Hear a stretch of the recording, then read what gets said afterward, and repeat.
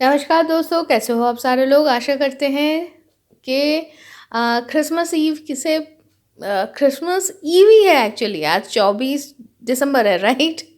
तो हम ठीक ही हैं, है ना?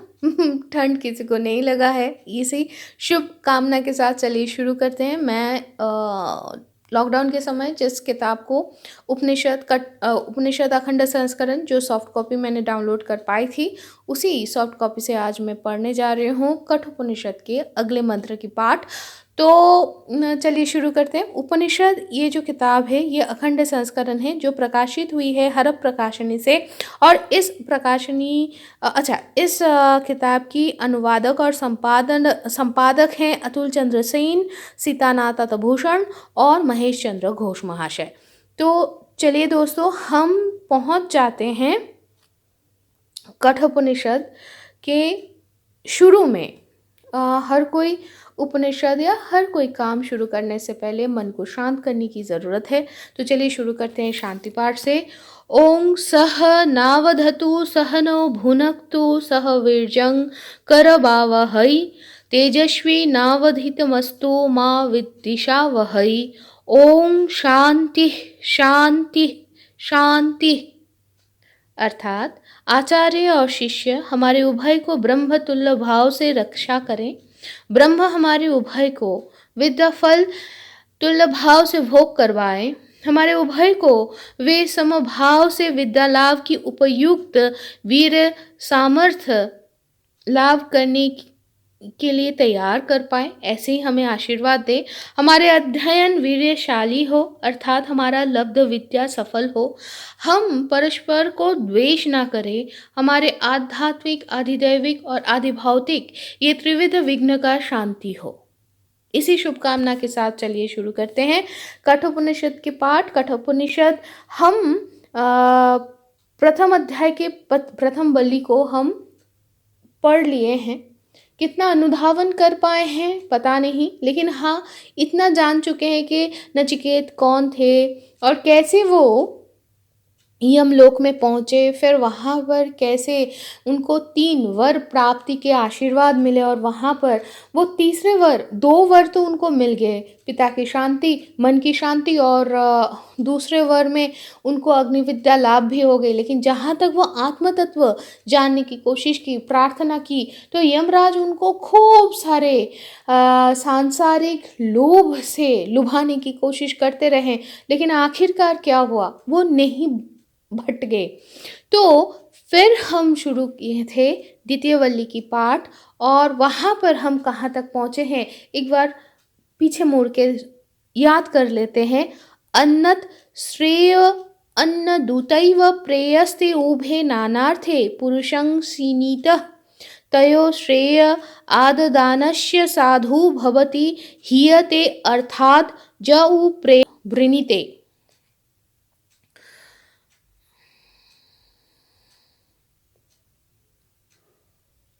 श्रेयश्च प्रेयश्च मनुष्यमेतस्थौ शंपर विविनक्ति धीरः श्रेय हि धीर अभि प्रेयसो वृणीते प्रेयमंदो जोगक्षेमाद् वृणीते। स त्वं प्रियान् प्रियरूपांश्च कामान् विध्यायन् नचिकेतो अत्तस्राक्षिः नैतां श्रृंकां वित्तमयीमवाप्तो जस्यां मज्जन्ति बहवो मनुष्याः। दूरमेते विपरीते विशुचि अविद्या च विद्येति ज्ञाता विद्याभीप्सिनं नचिकेतसं मन्ये न त्वा कामा बहव अलोलुपन्त। यहाँ तक हम लोग ये जाने कि प्रेय अपेक्षा श्रेय कर्म करना ही विधि, वो ही श्रेय है, वो ही सही है।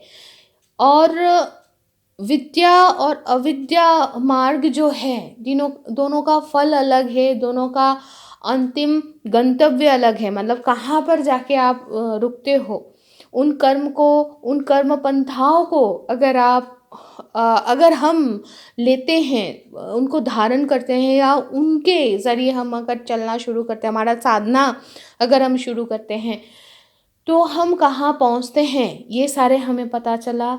और ये भी पता चला कि यमराज अब ये कह रहे हैं कि जितना भी अविद्या मार्ग को नचिकेता के सामने वो रखे, लेकिन फिर भी वो विद्या प्रार्थी, एक सटीक विद्या प्रार्थी के रूप से ही उन सारे अविद्या मार्गों को नहीं चुने, वो अपने मन को स्थिर रख पाए और आखिरकार वो अविचलित रहे। तो इसके बाद क्या हुआ, चलिए देखते हैं, चलिए जानते। अविद्यायामन्तरे वर्तमानः स्वयं धीराः पंडितं मन्यमानाः दन्द्रम्यमाणाः परिजन्ति मूढा अंधेनैव नियमाना जथान्धा। अर्थात क्या है कि कहा जा रहा है कि जो सकल मूढ़ व्यक्ति अज्ञान में आच्छन्न होकर रहते हैं, वो खुद को तो बुद्धिमान समझते ही हैं और खुद को पंडित बोल के भी अभिमान प्रकाश करते हैं। वे अंध से परिचालित दूसरे अंध के माफिक विभिन्न कुटिल जटिल पथ में इधर उधर घूमते रहते हैं, लेकिन कभी भी गम्य स्थल में नहीं पहुंच पाते। अर्थात अविद्या से आच्छन्न अज्ञानी इन लोगों की हालत इस श्लोक में वर्णन किया गया है। संसारासक्त लोग अज्ञान के एकदम क्या बोलूं, भयंकर जो अंधकार है, उस अंधकार में स्त्री पुत्र पशु वित्त हजारों जो सारे तृष्णा है उसके पास में आबद्ध होकर वास करते हैं, अग्निहोत्रादि कर्मानुष्ठान करते हैं और स्वर्ग की लाभ की आकांक्षा रखते हैं। वे ये सोचते हैं कि ये सारे श्रेय पथ है, श्रेय मार्ग है, लेकिन वे अज्ञानी और भ्रांत हैं ये नहीं समझ पाते। मन ही मन वो समझते हैं कि वो जो समझे हैं वही प्रकृत ज्ञान है, जो पथ अवलंबन किए हैं वही प्रकृत पथ है। और ये सकल मूढ़ लोग संसार के विभिन्न कुटिल स्तर में रास्ते में इधर उधर घूमते फिरते हैं, कभी भी गम्य स्थल में पहुंच नहीं पाते। ये लोग श्रेय के पथ से भ्रष्ट होकर संसार के विविध दुख भोग करते हैं और बारंबार जन्म और मृत्यु के जो चक्र हैं उसमें फंसे रहते हैं, कभी भी उससे निकल नहीं पाते और अमृतमय आनंदमय जीवन को लाभ नहीं कर पाते। इसको समझाने के लिए वो एक उदाहरण की इस्तेमाल किए हैं यमराज ने कि एक अंधा अगर दूसरे अंधे को अगर गाइड करे तो क्या होगा। एक अंधा अगर एक दूसरे अंधे को गाइड करता है तो जो गाइडेड हो रहा है वो भी और अंधेरे में धकेला जाता है ना। तो वो अपने गंतव्य तो नहीं पहुंचना है, जिसको रोशनी नहीं मिला है वही अगर दूसरे अंधे को, ऐसे अंधा अगर दूसरे अंधे को गाइड करे तो वो कैसे, कहाँ से कैसे भाई पहुंचेगा आलोकमय लोक में। तो इसीलिए विभिन्न मतलब उसके भी डिफरेंट लेवल्स है, राइट। तो वहाँ पर जाके पहुँचता है और वो घूम फिर के अंधे गली में ही भटकता रहता है। तो इसको अगर मैं अपने मोटी बुद्धि से जितना समझी हूँ कि हाँ, यहाँ पर आखिरकार बोला गया है कि कभी भी गम्य स्थान विष्णु के परम पद में नहीं पहुँच पाता। यहाँ पर ये विष्णु नाम विष्णु या परम पद शिव के या परम पद अल्लाह का नहीं पहुँच पाता, क्योंकि जो जैसे समझा है परम ब्रह्म को, हम विष्णु बोले, शिव बोले, अल्लाह बोले, जीसस क्राइस्ट बोले, whatever we like to call it or call him or her, it doesn't matter, या माता रानी बोले, कुछ भी बोले, परम ब्रह्म ही हैं। हम कितना दूर समझ पा रहे हैं वो अलग बात है। जैसे एक एकदम छोटे बच्चे के लिए एक गांठ हम वी इंडियंस वी नो कैसे हाथ की उंगलियों की जो जॉइंट्स है उससे कैसे हम लोग काउंट करना जानते हैं, राइट।